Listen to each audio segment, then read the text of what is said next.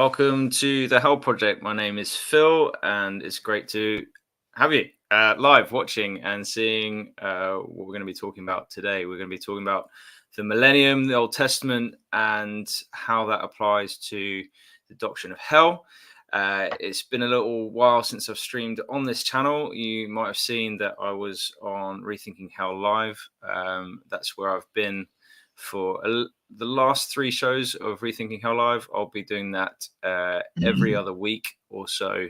The guys there have asked me to help out, so that's what I've been doing. There's other things happening in my life at the moment, which means my short videos aren't happening as frequently as I'd like, but they are still in the pipeline, so keep an eye out for them.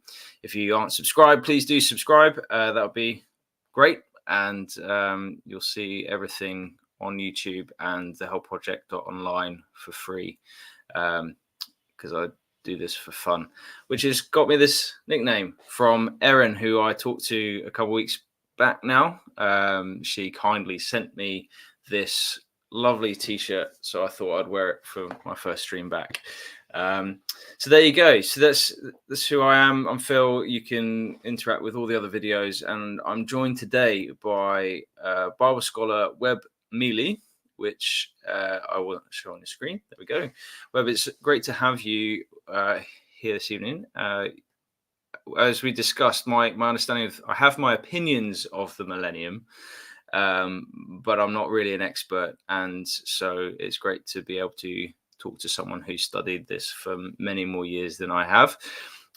So tonight for me, this afternoon for you, and wherever else you are, whatever time it is, Webb's going to introduce himself, and then he's going to present his views and his reading. Well, it's not his reading, it's the Bible he's reading, but then pointing to his conclusions around the Millennium and hell. I'll be interjecting here and there, but mostly it's going to be Webb presenting.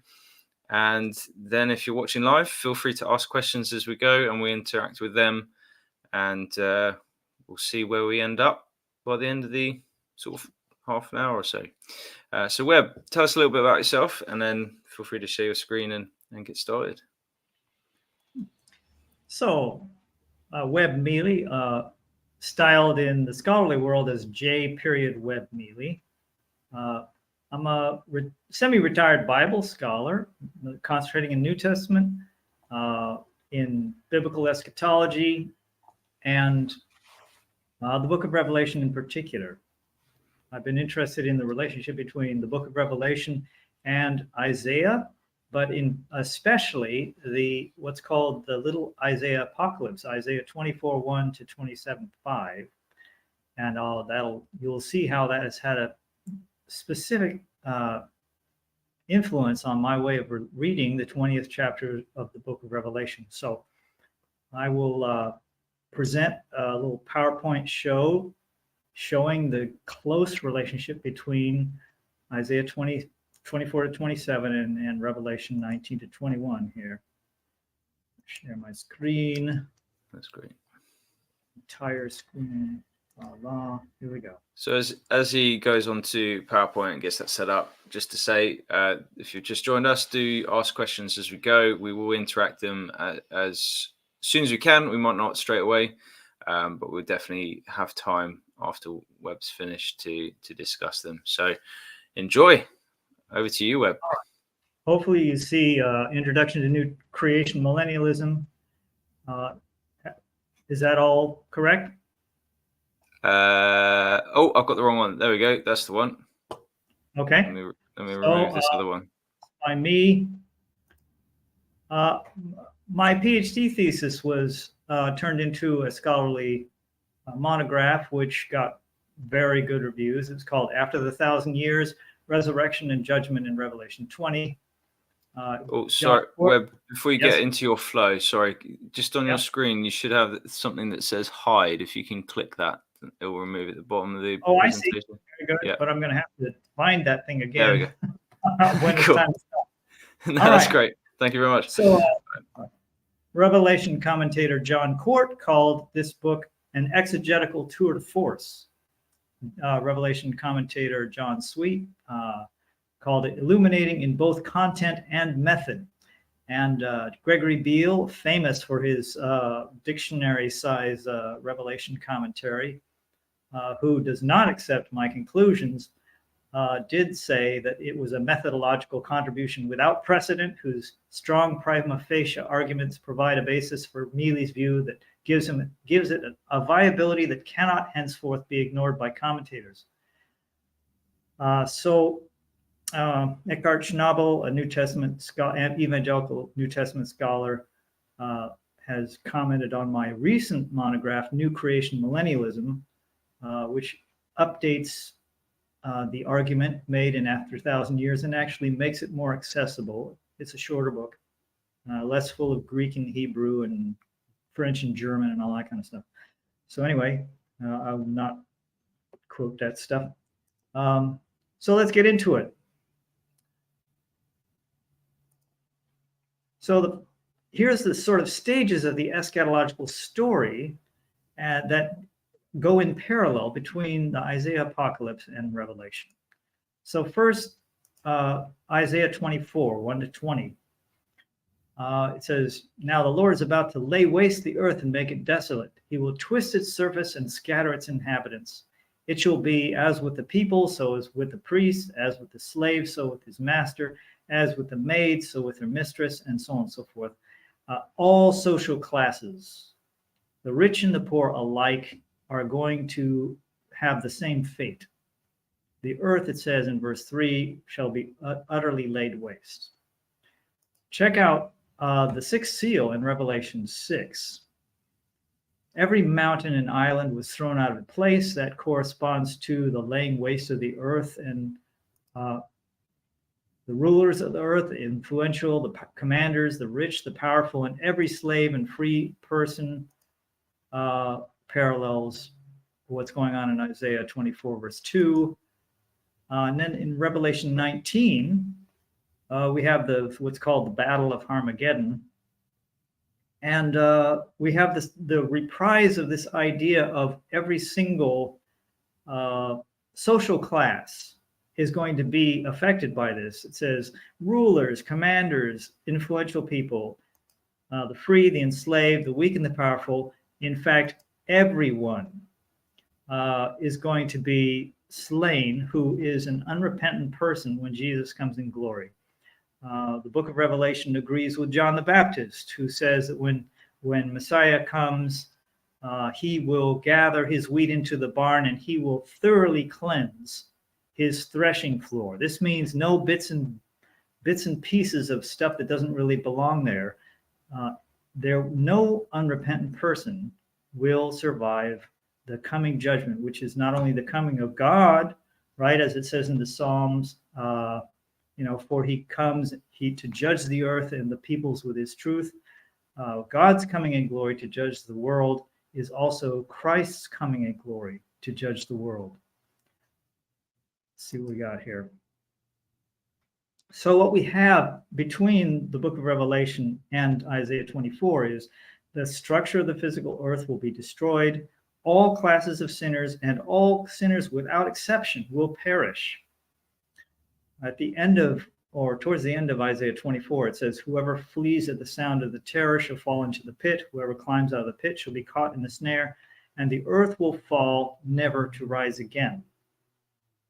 There is a radical destruction of the current form of the earth, and sinners do not survive. That, incidentally, this can be understood as a reason why there's the angels gathering. Jesus in Matthew 24 and Mark says that Christ sends forth his angels and they gather all the elect because the earth is falling apart. It's shifting and sliding, and it's no longer habitable down there.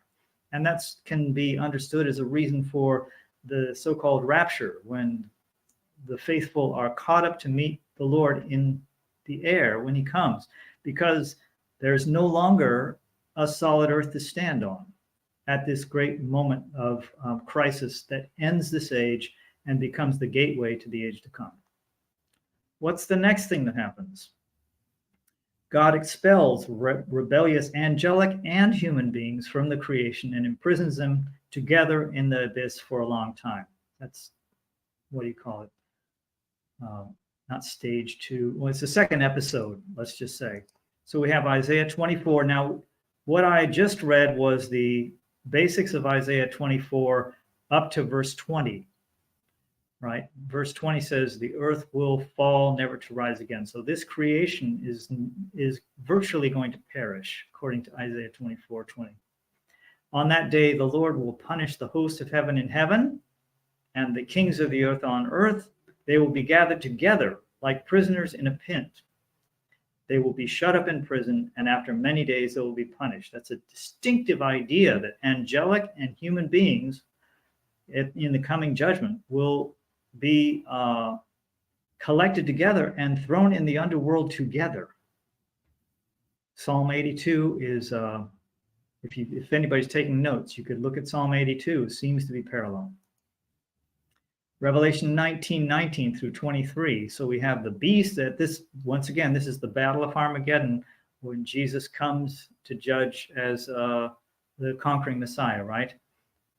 He comes together with the kings of the earth and their armies, and all the rest.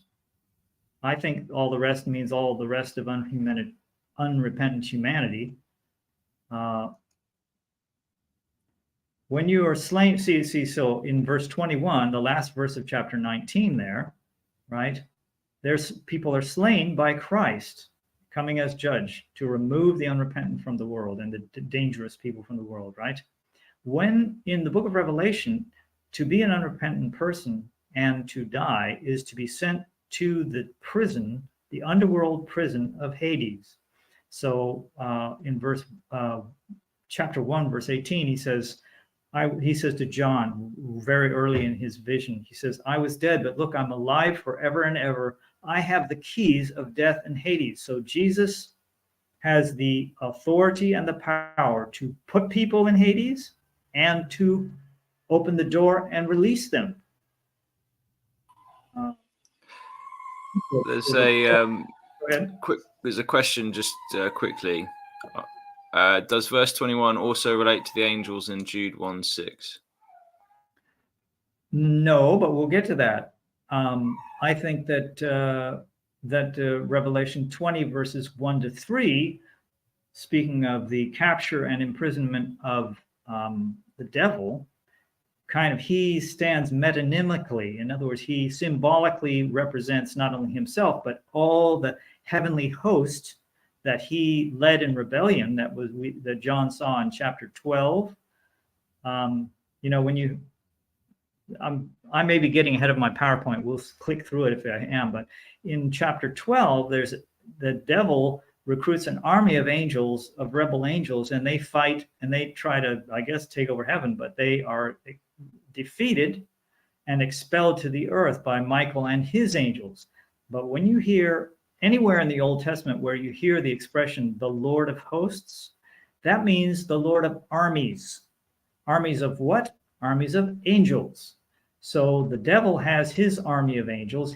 And so here in verse 22, what is this? Isaiah 24:21, the host of heaven right here. Oops, I'm clicking and I'm going to make something else. All right, so the host of heaven are the rebel armies, right? The good angels, God isn't going to imprison the faithful angelic beings. He will imprison, when he comes in glory with his Christ, he will imprison the rebel angelic hosts. But in the book of Revelation, I'm just circling around this with my mouse. In the book of Revelation, only the devil's capture and imprisonment is actually seen by John. But I think we can say that this corresponds very closely to Isaiah 24:21 to 22 there. All right, so we already had this part. Okay, so notice, though, that the devil is thrown into prison, right? And it is sealed over him, the prison of the underworld. And it also says the rest of the dead in 20 verse 4, when it speaks of the resurrection of the martyrs and the faithful who hold their testimony it says that they came to life and reigned with Christ for 1,000 years, but the rest of the dead didn't come to life until the 1,000 years were over. So this means that when Christ comes in glory, two things happen. One, well, no, let's say four things happen. One, Christ raises those of his own faithful ones, and they could be faithful ones from the Old Testament period as well as the New Testament era, right? He raises them. Those who are alive, who are remain faithful to him, he draws to him in some way that's kind of mysterious. It's said in Matthew 24 and 1 Thessalonians, the end of 1 Thessalonians 4, gathers them to himself. So they're with him, and they're going to reign with him. But also those who have died. Did I already say that? I started with those who died, then those who are. So that's what happens to the two classes of the faithful. Those who have died are raised. Those who are alive, and you get the impression that there's not many of them, will be gathered to him in some miraculous way by the angels, and they will be with him when he comes to reign. So the dead and the living faithful will reign with him when he comes in glory. Then the living unrepentant will all be slain and sent to the underworld prison. And those who are already dead, who were unrepentant, right, will be left in the underworld. So during the millennial period, as I read this, all unrepentant people will be in the prison of the underworld. I call the underworld the penalty box of creation. Okay, angelic beings who are rebellious will be there, and human beings who are rebellious who will be there. They'll all be clanking around the underworld, completely impotent, unable to do any harm to the creation, while the faithful enjoy the glories of the kingdom. See what else, other arrows I've got here. So after many days they will be punished. It says in Isaiah 24:22. And so the rest of the dead did not come to life. And by Revelation 20, verse 4, the rest of the dead is all the dead, all the unrepentant dead, including those who died in the Battle of Armageddon just a few verses previously. Those folks are in prison, according to the symbology of the book of Revelation. When they're sent into Hades, they are in the penalty box. Christ has the keys. He sends them there for 1,000 years. All right, and the devil also is imprisoned in the underworld until the 1,000 years are over. Now, the cool thing about this is, and let me go quickly ahead to something here. No, it's not showing.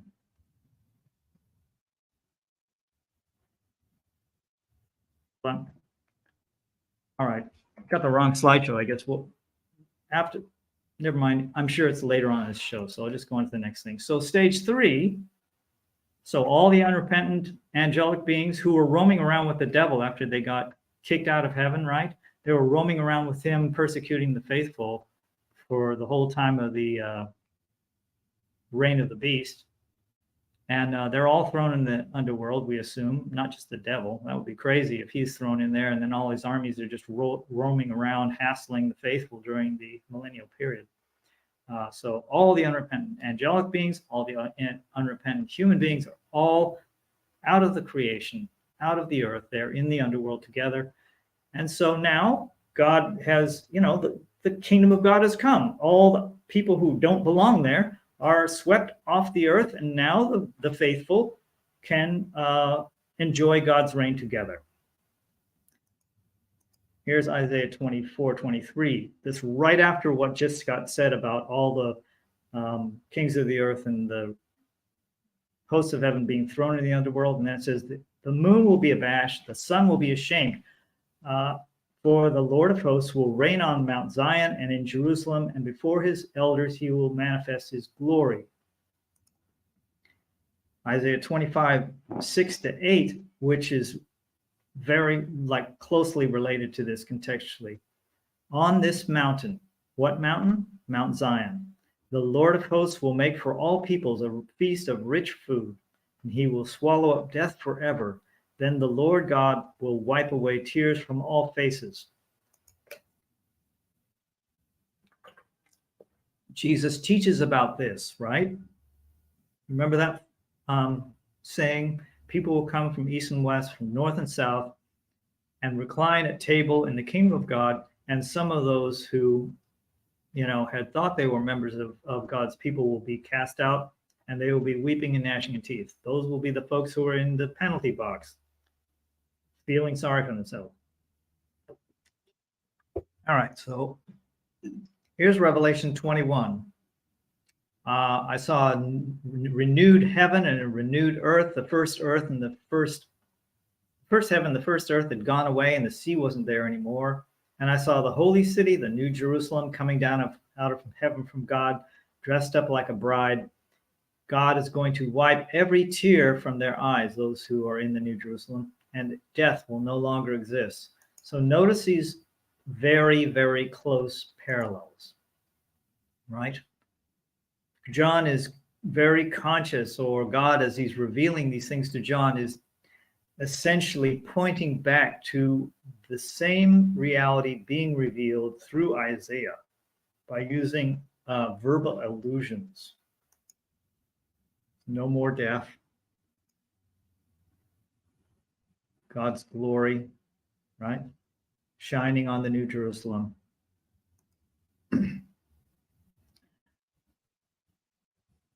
One little point here is that, let me see if I have a thing on this. Oh, there we go. So Jerusalem, the entire New Jerusalem is the throne of God. It's not just that the throne of God will be in the New Jerusalem, as though you will go in the temple in the New Jerusalem and then there will be God sitting on a throne. No, the entire New Jerusalem, which in my view is a symbol of the faithful, sanctified, glorified people of God as a whole, right? So we will be the locus of God's full and glorious and intimate presence. That's what's the promise for the age to come. So next thing in the storyline is that Jerusalem, under God's protection in his kingdom, is absolutely invulnerable to attack. So here's Isaiah 26, 1-2. On that day, and that is right shortly after the business about God is going to put on this great banquet for people from all nations. It's so cool because it's universal, right? It's not just the Jews or the Israel, right? But it's for all the faithful of all nations are joining in to have this banquet. What's the banquet for? It's to celebrate the coming of God's fully manifested kingdom on the earth. On that day, it says, this song, on that day, the day of the banquet, this song will be sung in the land of Judah. We have a strong city. The Lord sets up victory like walls and bulwarks. Open the gates so that the righteous nation that keeps faith may enter in. So in Revelation 21, its wall was constructed of diamond. It is quartz, but quartz was the strongest gemstone, and it was clear. That was known. I think diamond as a gem was not known to the ancients. I think if they had known it, they would have said diamond. But anyway, because diamond is, is the hardest thing, one of the very, very hardest things in all of creation. And the city is pure gold, like clear crystal. I didn't see a temple in the city because the Lord God and the all-powerful and the Lamb are its temple. See how this God's locus, it's sort of exploding the idea of God having a specific place other than the people of God themselves. So God is the temple for the people of God. God's intimate presence, God's full, glorious, intimate presence surrounds them fully. The city doesn't need the sun or the moon to shine on it because God's glory illuminates it, and its lamp is the Lamb.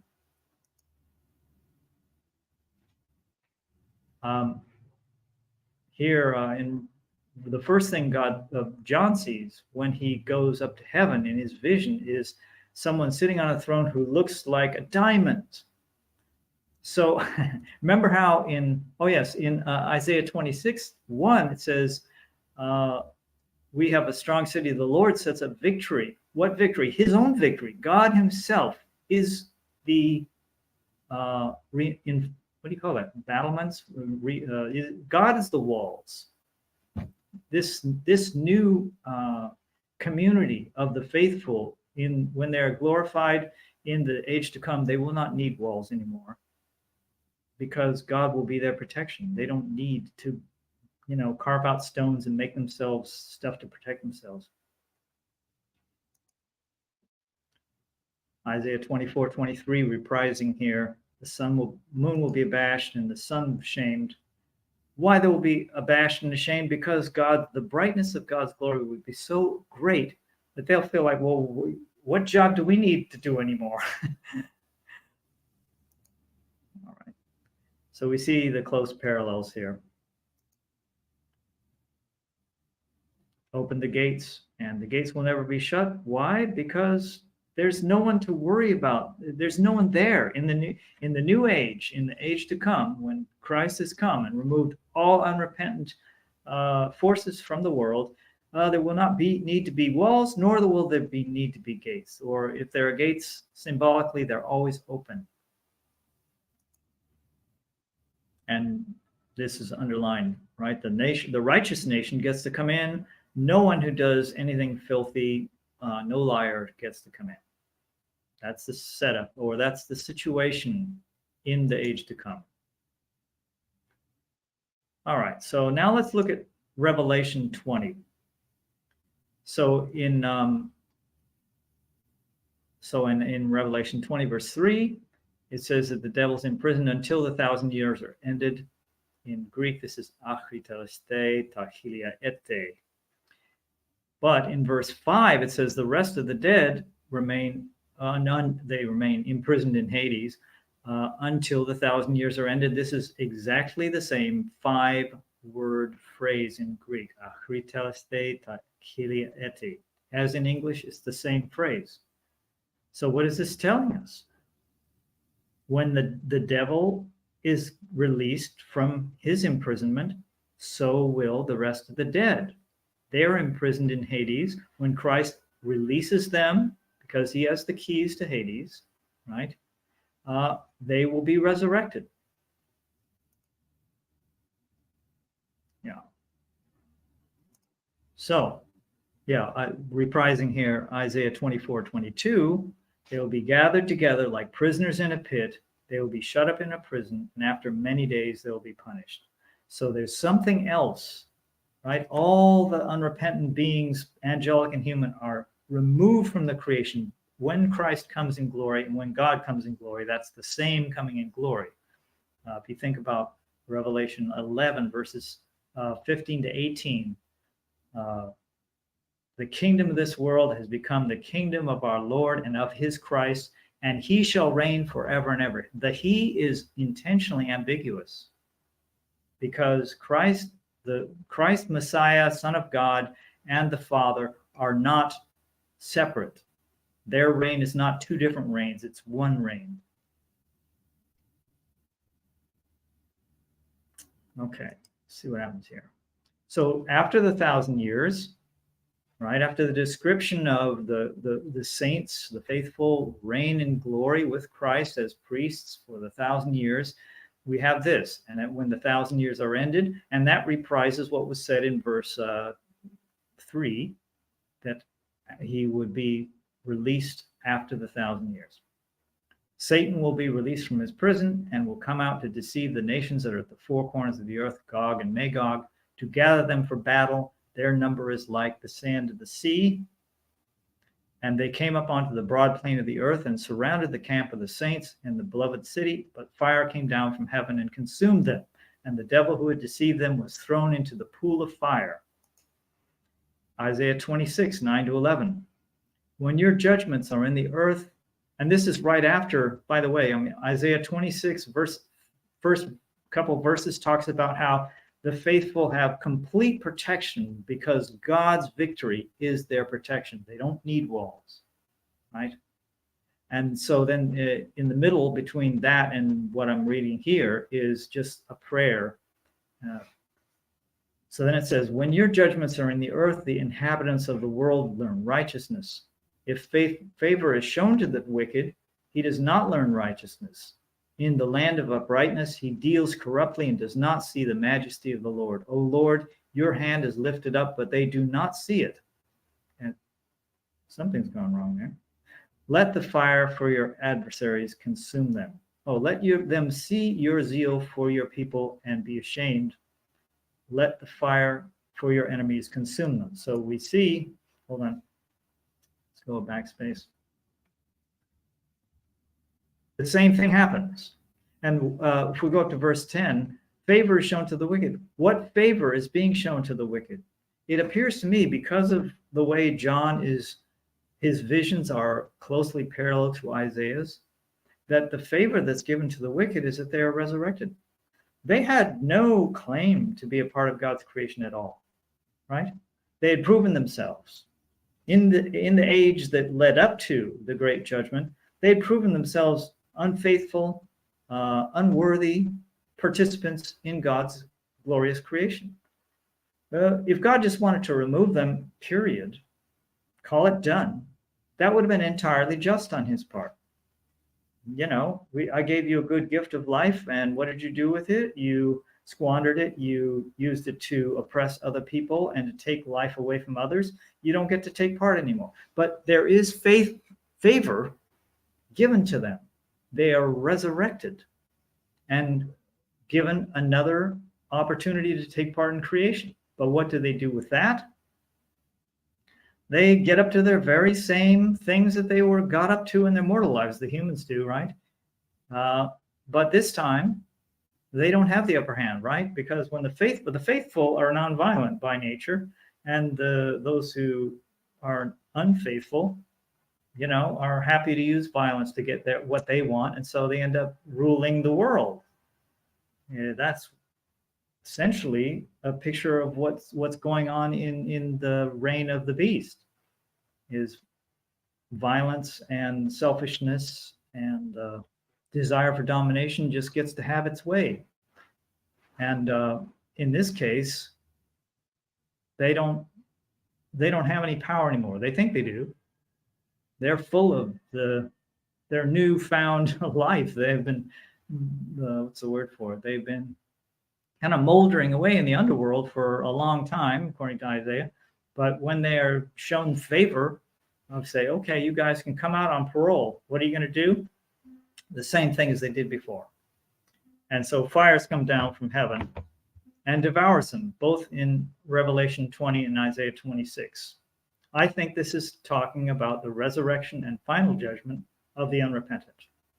And that's distinctive. Actually, I think Seventh-day Adventists agree with me on this, but they don't agree with me that when Christ comes in glory, the new creation happens. What do we have here? Oh, here's another one. Later on in Isaiah 26, it says, "Come, my people, enter into your chambers and shut your doors behind you. Hide yourselves for a little while until the wrath is past. For the Lord comes out from his place to punish the inhabitants of the earth for the iniquity. The earth will disclose the blood shed on it and will no longer cover its slain." This parallels not only that piece from Isaiah 26, 10 to 11, but it also parallels Isaiah 66, where it says the bodies of those who are slain by the Lord in the context of the new creation, right? And it says the new heavens and the new earth that I will make, there will be an attempted siege of the new Jerusalem in the new creation. And what will end up happening? They will be slain as they stand on their feet, and their bodies will be removed from the surface of the ground by fire and maggots. They will not be buried. These guys, the unfaithful, the unrepentant, will not be buried and later resurrected. They will be removed irrevocably from God's creation. That's the end of the eschatological story as far as they are concerned. When it comes to the faithful, they'll just continue to reign with Christ for all eternity, right? They've shown themselves faithful. the gap between the beginning and the end of the millennium is about the unrepentant being, let's just say, justly compensated or recompensed, I meant to say, for their deeds in mortal life by being denied resurrection for 1,000 years. And presumably other things can happen to them if you believe in consciousness between death and resurrection. Then there can be differential punishments depending on whether somebody just did nothing worse than punch their sister on the arm, or whether they, killed tens of thousands of people in the gas chambers of Auschwitz or something. So, but anyway, when they're released, they get one more chance to do something different than what they did before, and they don't do anything different. So they are irrevocably removed from the creation. That is the last judgment of the unrepentant. So here's the picture, here's the imagery in Revelation 20, verses 7 to 10. It's the ancient Hebrew cosmology where you have underworld under the earth. You have the Rakia, the great dome of heaven.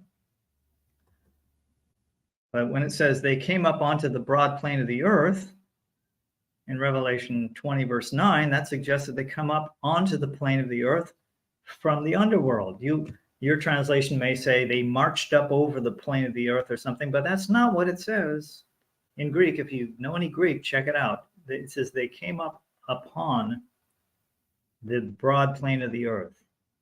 You can't come up on a plane unless you're underneath the plane. And fire came down from heaven and consumed them. A big old river fire comes down and it sort of spreads out on the ground and gets them. A pool, I call it the pool of fire rather than the lake of fire, because the lake is a permanent feature. But in Greek, it is limne. And the first definition of limne in, Little Scott Jones is a pools of water, standing water left by the sea or a river or by a downpour, actually. So the devil, people standing underneath this fire coming down can't run away, but the devil might be imagined to be able to flee it, but he's captured and thrown into it. This is an incinerating fire. Here's a little parallel with this imagery in Daniel 7. Wow, we're getting big. Let's I'll just pause that right there. Let me see if I can stop sharing and take questions or do a little. I'm going to leave that there as a. That's great. There's a couple of things that just stand out to me as quite revolutionary for me, at least, in the sense that you've got when the new creation arrives with Christ coming in glory, and then the distance between that and the final judgment to allow for the coming up on the plane, the battle. Because I think with many of the sort of millennial frameworks that you get given as options, I think yours is the best that handles the Gog and Magog aspect of it, because I think that bit does throw a spanner in the works for some of the other models of this idea that, well, what are those people doing between the resurrections and different models? And suddenly you've got this idea where actually no, they maybe it's the wariness of the language of the second chance, but this idea that they do get a second chance. This is what they do with it. Right. I think that's a real interesting way of handling that bit. Yeah, my observation is that evangelicals tend to be very wary of the notion that there's any such thing as a second chance.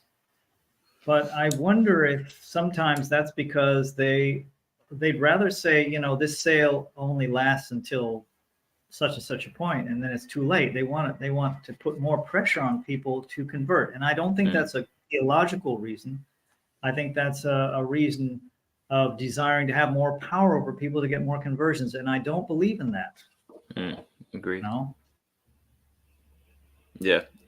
There's an importance of sharing our faith, but the control, the persuasion, and the soul winning side of things is definitely problematic in my mind. We can't coerce, we shouldn't force, and we shouldn't peddle fear.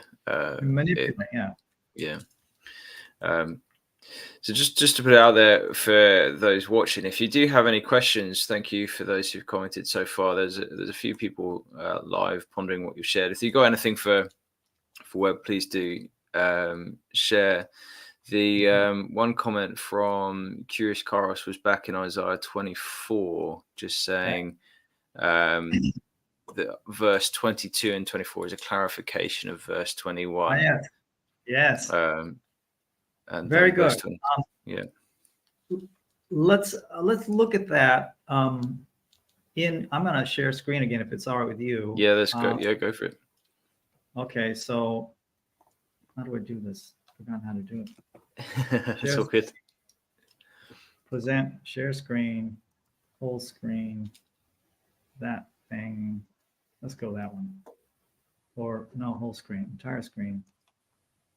Go for it. And then I'll quickly alt tab over here. Now notice this, on that day, the Lord will punish the host of heaven and heaven. Right now, notice this word punish, right, is pakad. For some reason it says that's not right. So pakad is a very common Hebrew word. Let's see how many times it occurs. 305 times, right?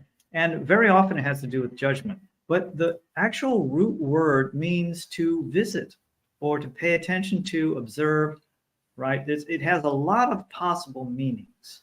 And but it is used as a kind of a euphemism, so to speak, for judgment.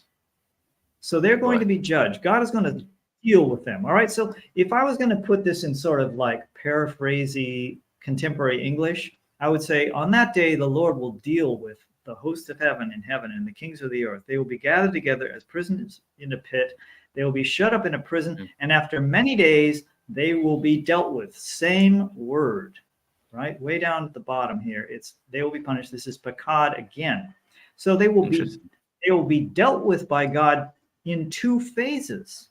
In the first phase, rebellious angelic beings and human beings will be removed from the creation and thrown together in the prison of the underworld, which I like to call the penalty box of creation, right? And after a long time of that imprisonment, they will be dealt with again.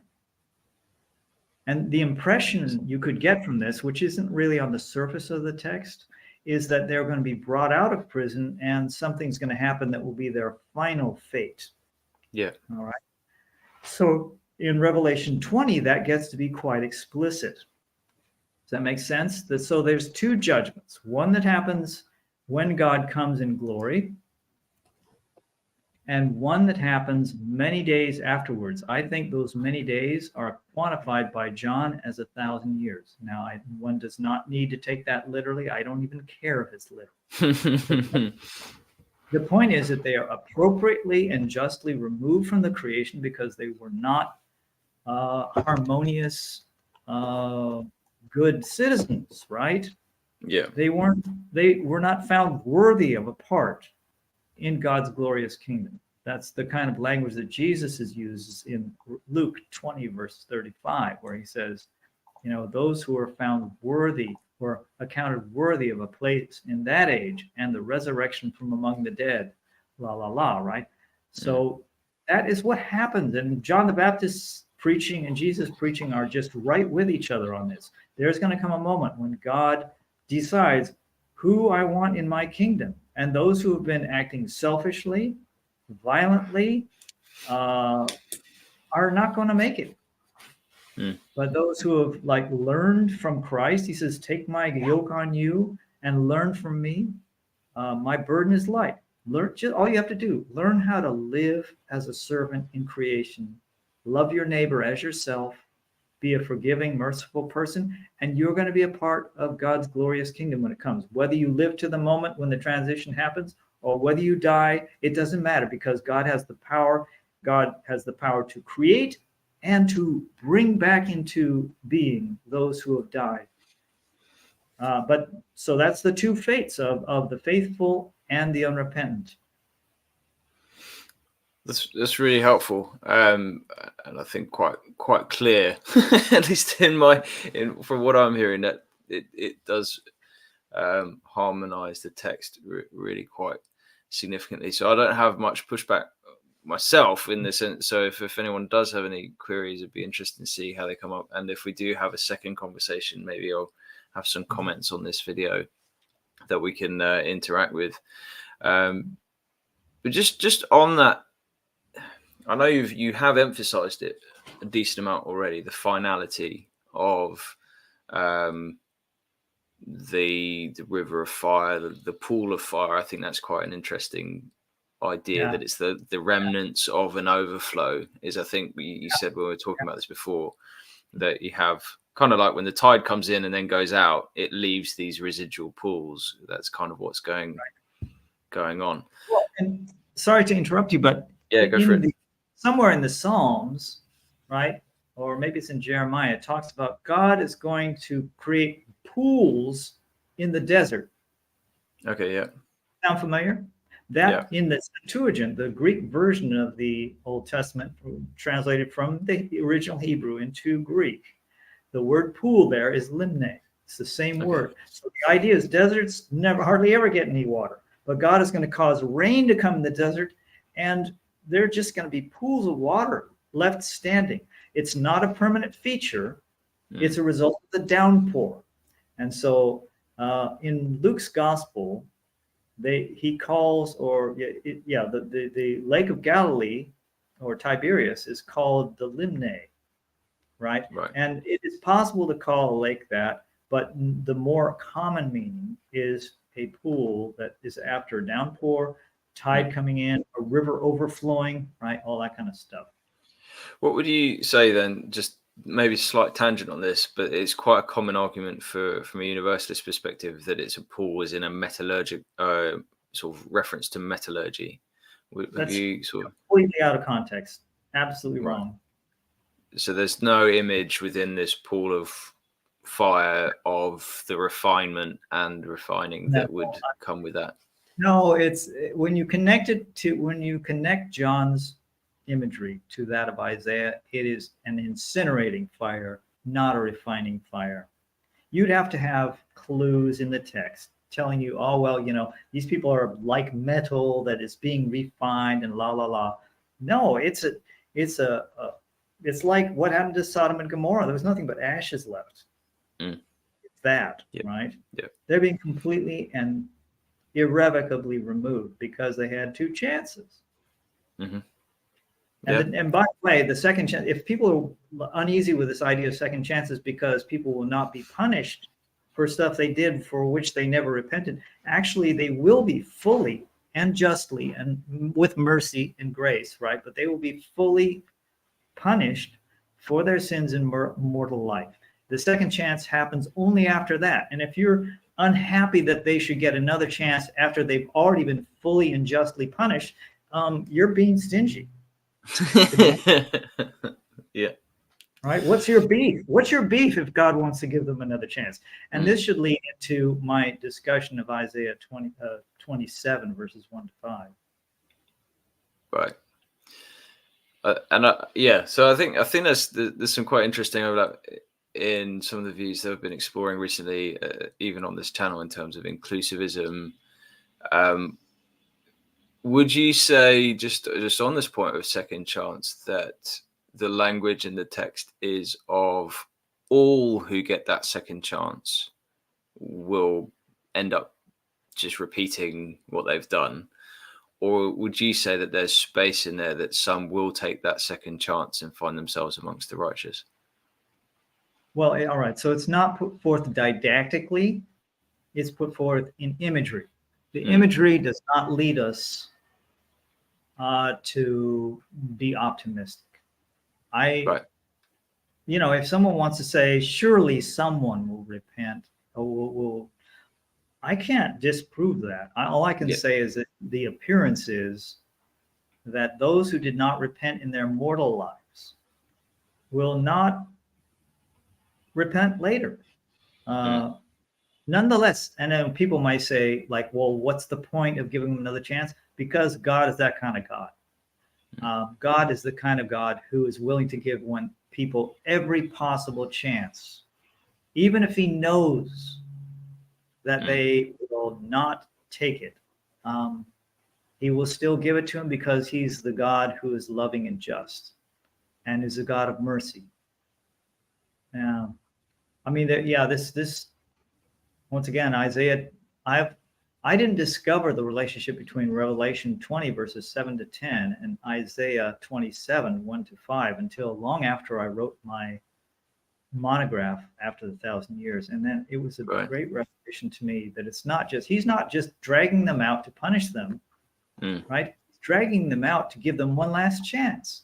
Yep. And I say that because I'm reading Isaiah. I mean, people say, well, you shouldn't read the Old Testament without the New Testament, like telling you what it means. And I can't, I can't have that attitude.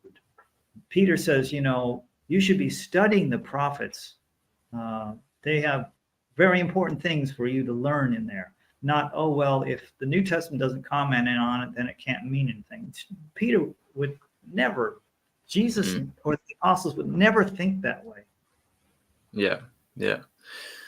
So I know that's really helpful, and I think that's an interesting one. I'd be interested to see if we do find any universalists engage on the comments. There are a few that follow this channel, so I'll feed those questions back to you as and when they come in.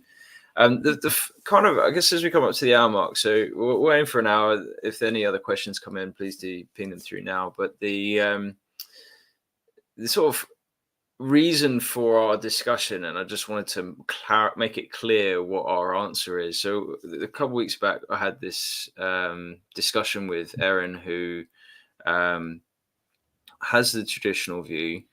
Some of her when I raised that Jesus quotes Isaiah 66:24 in Mark 9, and I said, well, Isaiah 66:24 clearly shows corpses, they're dead, they're not alive. How do you then view what Jesus is saying in Mark 9, where many traditionalists will use it as a basis for eternal torment, because he uses the fire will not burn out and the worms will not die kind of language. And so my question was, well, why don't you read Isaiah 66:24 and as quoted, where it says corpses? And the response kind of took me back, because as I've already said, my understanding of the Millennium is a little bit less than I'd like. and her response was along the lines of, well, that's the Millennium, and I believe it's a dispensationalist view. So is that premillennialism? I always get them mixed up. Indeed. And so with that, it was, well, that's the Millennium, and therefore it's not the final judgment. And so I'd just be interested in what your clarifying response would be to someone trying to defend eternal torment with that view, and if you've thought about it, by doing that, it feels like they're cutting off some key arguments for eternal torment to try and avoid the weight of Isaiah 66. So I guess, yeah. So what was your response initially to that argument? And then have they cut the branch off for their own argument in what they're doing? That makes some sense. I've seen premillennialists try very hard to say that the new creation picture in Isaiah 65 is not actually the new creation, because there's mortal people in it, and there's no mortal people in the new creation. But in Isaiah 65, do you suppose we should look at this maybe? Yeah, I can present my screen if that's it. Yeah, I can do that. Yeah, let's let you do some screen sharing for fun. Yeah,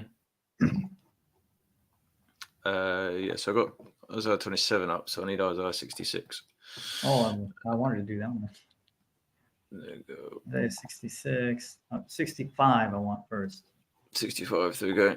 Any particular trade? I've got net up at the moment. I can swap over to try it. Scroll down.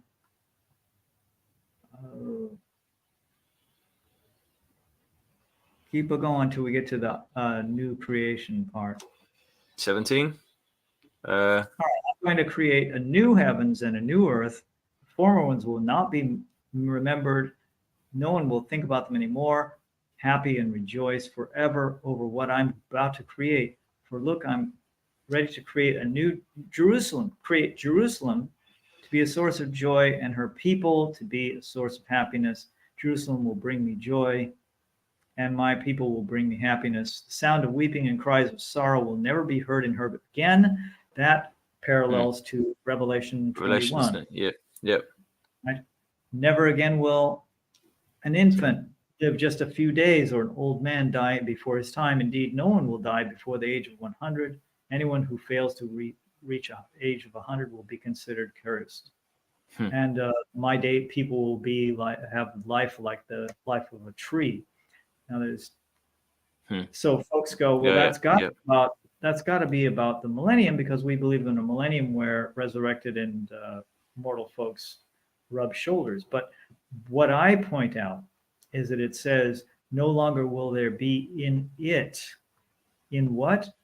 In New Jerusalem, in the new creation. Yeah. Right?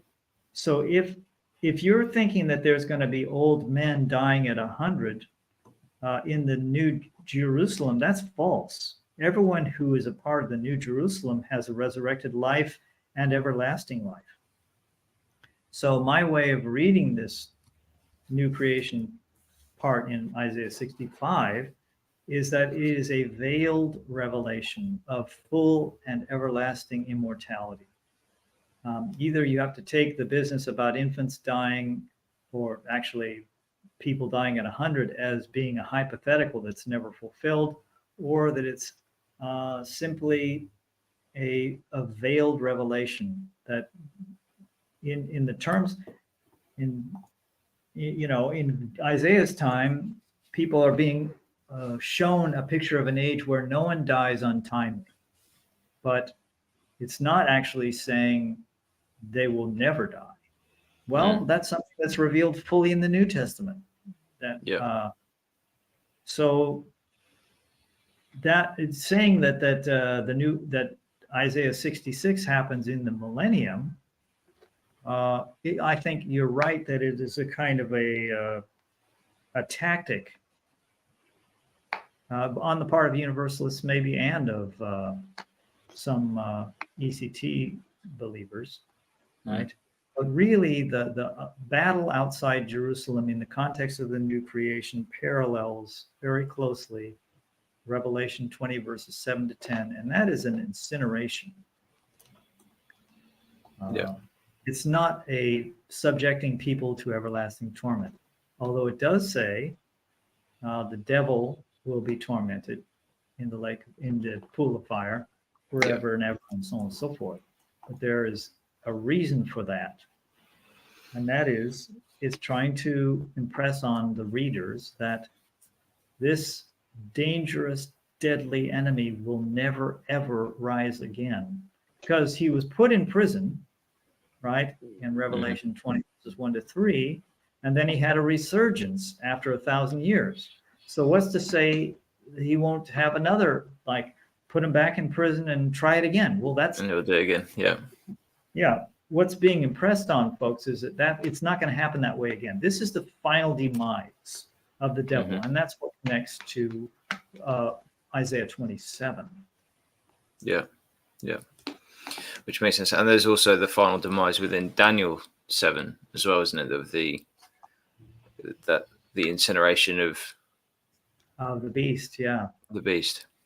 Well, what's interesting is John says that the beast and the false prophet actually both get this final version of incineration. They uniquely get that, and the rest of the dead end up imprisoned for 1,000 years. So it's possible to read Daniel 7, where it says this beast will be incinerated entirely by the river of fire that flows from God.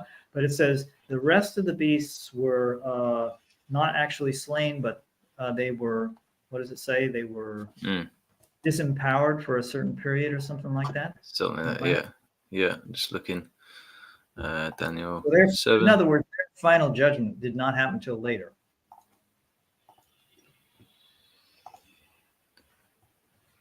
So you got the throne was a blaze of fire, river of fire streaming forth, and until the beast was killed, body destroyed, thrown into the flaming fire.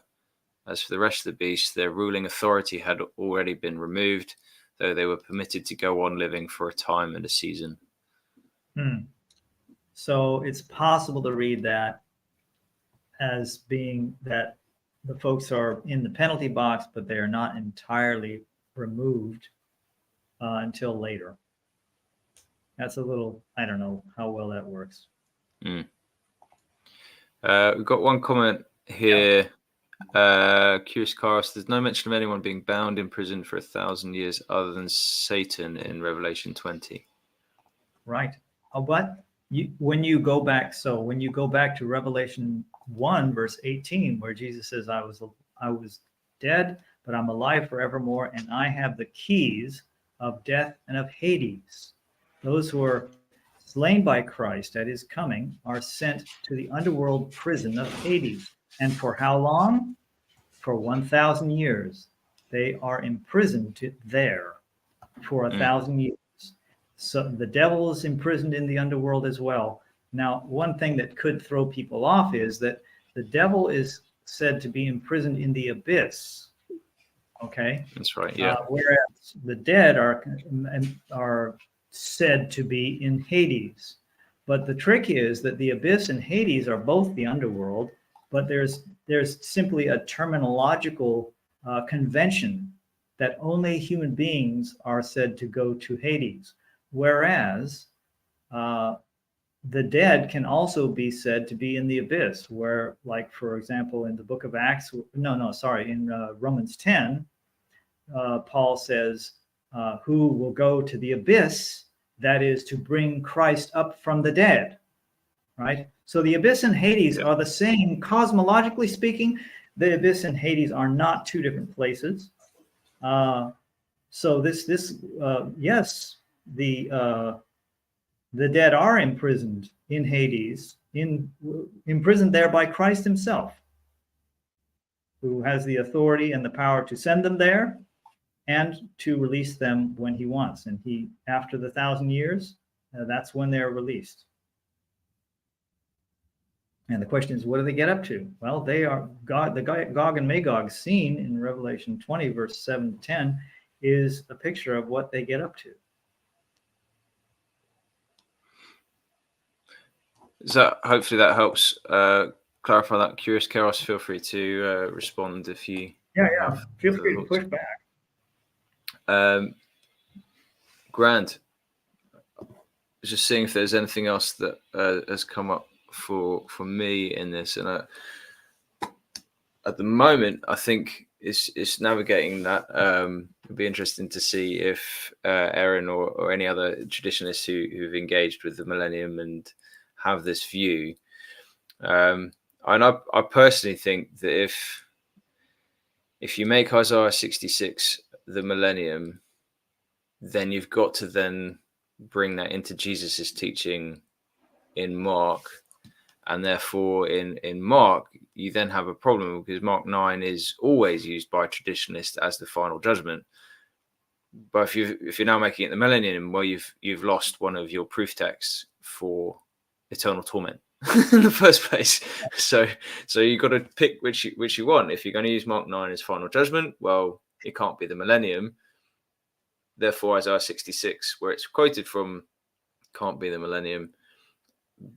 And that was where it kind of caught me off guard because of the amount of eternal traditional arguments that I've read. For someone to then say, well, that's the Millennium, really goes, well, then you've lost the Mark 9 passage for final judgment. So it's right. I think it scrambles things to picture the Isaiah 66 scene as taking place within the millennium.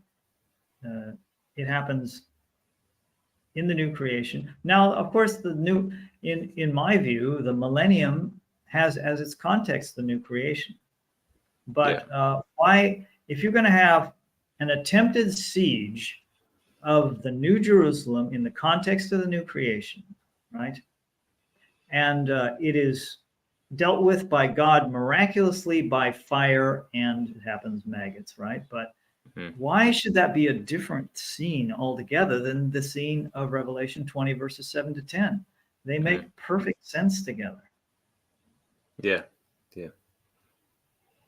I'm in agreement there. It definitely clarifies things, at least from where I've dug in so far, and I've found that helpful, seeing your presentation and the parallels. I think that really embeds the Old Testament allusions, and just continual reminder that Revelation is always, and it's, I said, what is it, the most the only book in the New Testament that alludes to the Old Testament as much, or that doesn't really make sense, right. but the most alluded to. I can't get the words out this evening. It has more.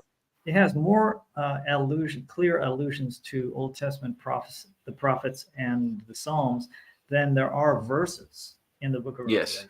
Incredible how dense it is. And Isaiah overwhelmingly is, in other words, his references or allusions to Isaiah are more than all the others, all the other places of prophets and Psalms and or anything else. And also, what was I going to say? It's floating out of my head. I know the feeling.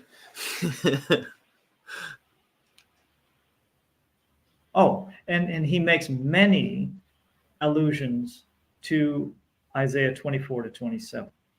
And it's remarkable to me that scholars have not really picked up on how close the relationship is between Revelation and Isaiah 24 and 27 in particular. And in my book, New Creation Millennialism, I give a kind of a concordance of parallels between the two books, as there's a chapter in there or an appendix or something in there. Go put them side by side on the page so you can see how close they are. I've got one more question come in, and then we'll close it at that. Just totally different question and book. Sandy, thanks for messaging in. Ecclesiastes 9, that the dead know nothing. What does it mean? What does that mean? There's a couple ways of answering that. I mean, the way that is native to me is to appeal to the principle of progressive revelation. I don't see any clear evidence that the writer of Ecclesiastes understood there was such a thing as resurrection, or even a specific future judgment. So that's something that he wasn't aware of. I mean, he was also not aware that Jesus was coming. He wasn't aware that life had any real meaning. He was kind of confused. It's a philosophical book. But now a different kind of answer would be to say that, well, when you're dead, your brain is now mush, right? So whatever it is that human beings, that makes their deepest self, their spirit or something, they might be able to interact with God. There's pictures of people interacting with God in the book of Revelation while they're dead or after they've died, right? But they're also told to rest. So there's this isn't necessarily literal, but the whole business of philosophizing and exploring the creation and knowledge as we know it is not something that dead people get to do. You need to be resurrected for that. So that's a more that's two options of how to deal with it. I think that, for example, Hezekiah, when he's pleading for his life, I don't think he believes in personal immortality. He doesn't seem to. Or Job. For example, Job doesn't seem to believe in personal immortality, except for there's a couple flashes in there where, I'm even without my flesh, I'm going to see him, and so on and so forth. But for the most part, Old Testament figures often don't seem to believe in immortality. And that's why you could have such a thing as the Sadducees who just didn't believe there's any such thing, because it's very rare in the Old Testament. It's not something that was revealed clearly, except in one or two places. Yeah, agreed. I think there's just a final point on that. Curious Karos chimes in. There are multiple definitions for dead in the Bible. Ecclesiastes 9:5 is limited to those who are spiritually separated dead from God. I don't think that's what he's saying. I think he does not believe in personal immortality. But he doesn't know everything there is to be known. He just doesn't. Yeah. I think there's some aspects, and I think that's where I'm at. I think I'd answer fairly similarly now. There may well be some sort of experience between death and resurrection, but it's not clear in the Old Testament what that is, and it depends on the author and which part you're looking at as to where you get your definition. But also the Bible is very clear that it's not really something that we should be spending our time focused on, as to what the dead feel and what is trying to communicate with them. It's more about what Christ will do, has done, and that's more important than what is in the intermediate state. So I think we'll kind of leave it at that. If you have any other questions for Millennium, or engaging in the topic, or any feedback, any pushback as you are listening to this, please do comment or email me. You can find me at the Help Project .online, and you can contact me through there, and you'll find my email there as well. Webb, how might people find you? So you got your books on Amazon. I've linked to that in the description. Is there any way that people can find you on social media and things like that? Oh, well, I mean, you could look me up on Facebook, I guess. But my website is simplegospel.com.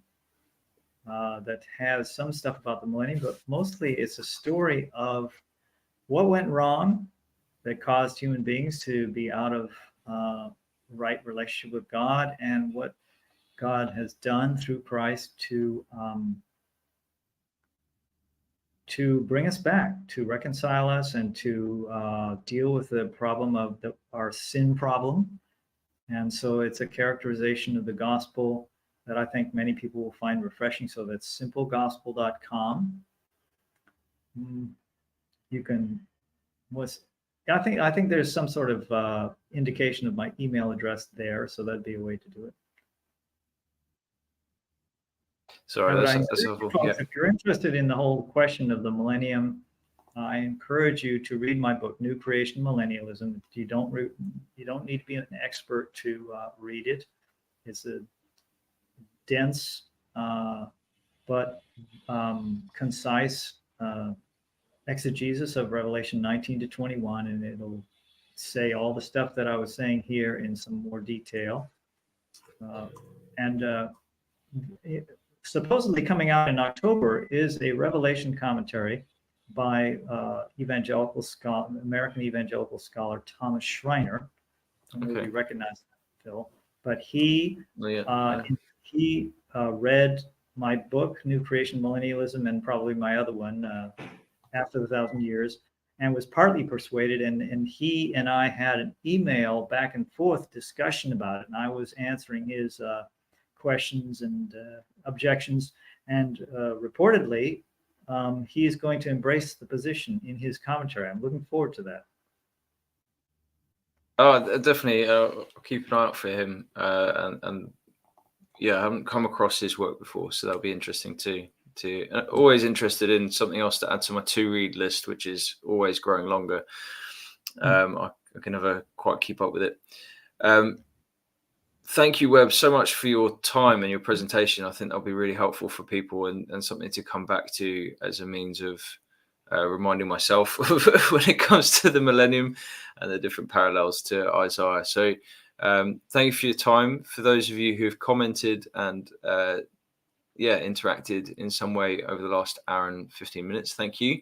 I'm very grateful for you watching and being involved. We've shared where you can find Webb. You've shared where you can find me. I think we'll leave it at that. And hopefully, Webb, if you're up for it, we'll have another time to discuss the models of Millennium, the Millennium at some point. Very good. Cool. As an afterword, I do have a Facebook group called. That's right. Yes. Yeah. Please do share that. It's called Theological Eschatology. Look us up if you want to discuss this. We have some smart, what should we call them? Willing, folks that want to talk about these issues, and not only this particular thing, but it's a good group. We have good ethos in there. We don't slang each other. It's a good discussion. Yeah, you'll find me in there as well. Very good. Was it Theological Eschatology? That's good. Great. Well, thank you again, and we'll leave it there. Good night, everyone, and see you again soon. Bye. Thanks, now. Everybody.